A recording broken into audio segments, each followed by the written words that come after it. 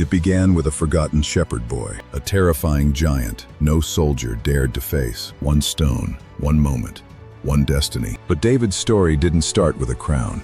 It started in obscurity, battles, betrayal, and faith in God when no one believed in him. How did a simple shepherd defeat a giant and become the greatest king of Israel? This is the incredible story of David, the boy who trusted God and changed history. David was born in Bethlehem, the youngest son of Jesse from the tribe of Judah, far from the halls of power.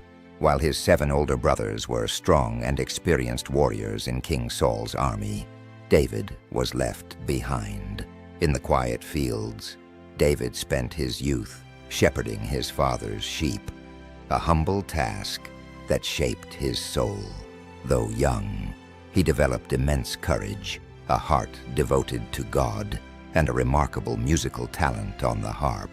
David often protected his flock from wild animals, even killing both the lion and the bear to save a single lamb. These trials weren't just about survival. They were the experiences that built his unshakable faith and bravery. After King Saul's disobedience, God sent the prophet Samuel to Bethlehem on a divine mission to find and anoint a new king from the sons of Jesse. Samuel first saw Jesse's oldest sons and assumed the tallest must be the one. But God reminded him that human eyes are easily deceived. For the Lord does not see as man sees, for man looks at the outward appearance, but the Lord looks at the heart. Finally, the youngest son, David, was brought in from the fields. As he stood there, the Lord told Samuel, "Rise and anoint him. This is the one." Samuel poured the sacred oil, and from that day forward, the Spirit of the Lord came powerfully upon David. David's journey to the throne was just beginning, but God's chosen king was now prepared for the path ahead. After the Spirit of the Lord departed from Saul, he was tormented by an evil spirit that left him restless and troubled. His servants suggested a remedy, a skilled musician whose melodies could bring peace to his weary soul. They spoke of David, a son of Jesse, a talented harpist, brave in battle, wise in speech, and handsome to behold. Saul sent for David, and the young man came to the palace to serve the king. Whenever the spirit troubled Saul, David would take his harp and play. Then relief would come to Saul, and he would feel better. Saul came to love David greatly, and David became his armor-bearer, serving him faithfully in the king's court. The Philistines gathered their forces for war against Israel, lining the hills of the valley of Elah. Out of their camp came a champion named Goliath. He was a giant, standing over 9 feet tall, clad in bronze armor.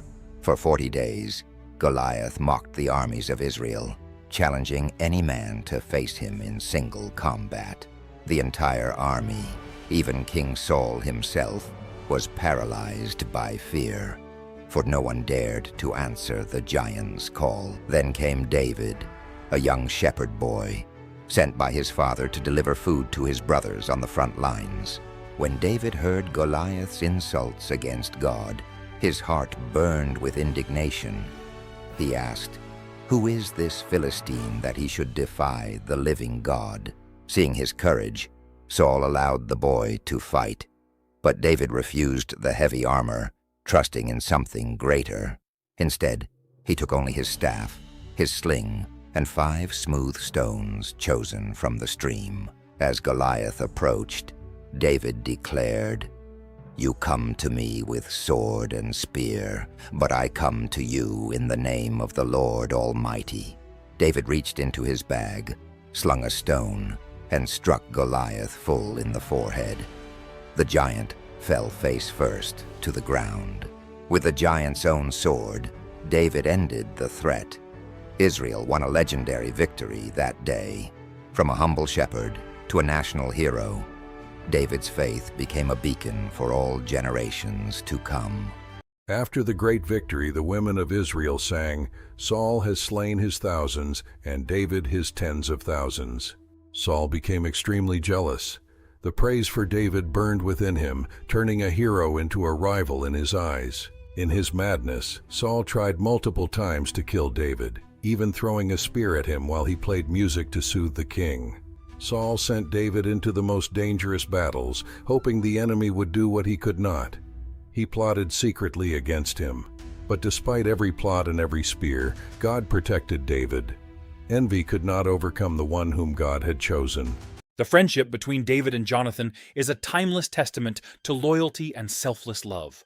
As recorded in 1 Samuel, Jonathan, the son of King Saul, loved David as his own soul from the moment they met. They formed a sacred covenant, a bond of brotherhood that would transcend their status and family ties. In a powerful gesture of devotion, Jonathan stripped himself of his royal robe and gave it to David.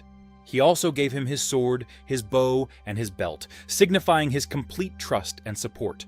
Later, Jonathan risked his father's wrath to help David escape Saul's attempts on his life. A friendship built on faith and sacrifice. Their bond remains a profound example of loyalty through history.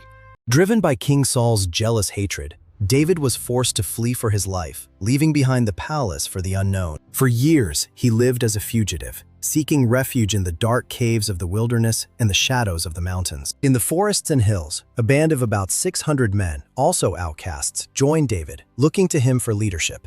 Despite being hunted, David showed incredible mercy. Twice he had the chance to take Saul's life, but he chose restraint. David declared, "I will not lay my hand on the Lord's anointed," choosing to honor the office Saul held rather than seek revenge. In the midst of his trials, David's heart remained steadfast, trusting God alone to deal with his enemies. The Philistines launched a fierce attack against Israel, marking a tragic turning point in the nation's history. In the heat of the conflict, Jonathan was killed, and King Saul was severely wounded by enemy archers. Seeing that all was lost, Saul fell upon his own sword, bringing a somber end to the first king of Israel. David mourned deeply, writing a lament for Saul and Jonathan, crying out, "How the mighty have fallen." After Saul's death, David asked God for direction and was told to go to the city of Hebron. There, the people of Judah anointed David as their king, fulfilling the promise made years before. However, Saul's son Ishbosheth ruled the rest of Israel, leaving the kingdom fractured and divided.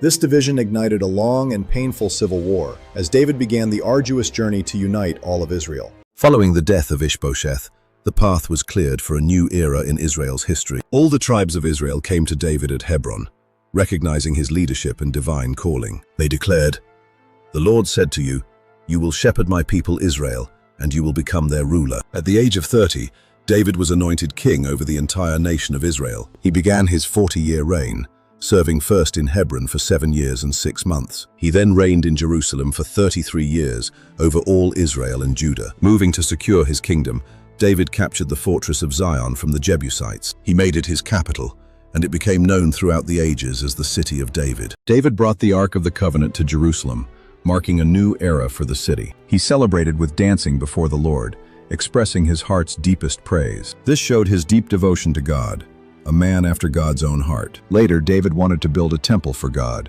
but God said David's son would build it instead. God made a powerful promise. "Your house and your kingdom will endure forever." This became the Davidic covenant, pointing directly to Jesus Christ, the future Messiah. King David's reign was marked by extraordinary military triumphs, defeating the Philistines, Moabites, and Syrians, expanding Israel's borders far and wide. Under his leadership, Israel became a powerful and unified kingdom. But at the height of his success, David would face his greatest internal battle. One evening, David saw Bathsheba bathing. This moment of temptation led to adultery and a desperate, tragic attempt to cover his sin. When his cover-up failed, David arranged for Bathsheba's husband, Uriah, to be killed in battle, then took her as his wife. God sent the prophet Nathan, who told a story of a rich man stealing a poor man's only lamb. Outraged, David demanded justice for the poor man. Then Nathan declared, "You are the man." David repented deeply, crying out to God in Psalm 51, "Create in me a clean heart, O God." King David's reign was marked by great triumphs, but his own family experienced deep tragedy. The household was torn apart when David's son Amnon committed a terrible crime against his half-sister Tamar. In a quest for revenge, Tamar's brother Absalom waited 2 years before ordering the death of Amnon. Absalom's ambition grew, and he began a campaign to win the hearts of the people of Israel. When Absalom rebelled and marched on Jerusalem, King David was forced to flee the city he loved. Absalom took over Jerusalem, but his victory was short-lived as David's loyalists prepared for battle. The conflict culminated in a fierce battle. Despite David's orders to spare him, Absalom was killed. David mourned deeply, crying out, "O my son Absalom, my son, Absalom. Would God I had died for thee." After the rebellion was quelled, David returned to Jerusalem, ready to restore unity to the nation. Restored as king, David worked to heal the wounds of the civil war and unify the 12 tribes of Israel. David's census and God's judgment. Bible reference, 2 Samuel 24. David ordered a census of Israel's army. This act showed pride and lack of trust in God. God punished Israel with a plague. David repented and built an altar on the threshing floor of Araunah. This site later became the location of the temple. David's final days. Bible reference, 1 Kings 1-2. David grew old. His son, Adonijah, tried to claim the throne, but David appointed Solomon, Bathsheba's son, as the rightful king. David gave Solomon final instructions. Obey God's law, walk in righteousness, rule wisely. Then David rested with his ancestors and was buried in the city of David. Solomon became king after him. The death of David. Bible reference, 1 Kings chapter 2, 10-12. David is remembered as the greatest king of Israel and a man after God's own heart. He was the ancestor of Jesus Christ. He wrote many psalms, including Psalm 23, Psalm 51, and Psalm 27. David's life shows faith, courage, worship, and repentance. Most of all, it shows God's grace.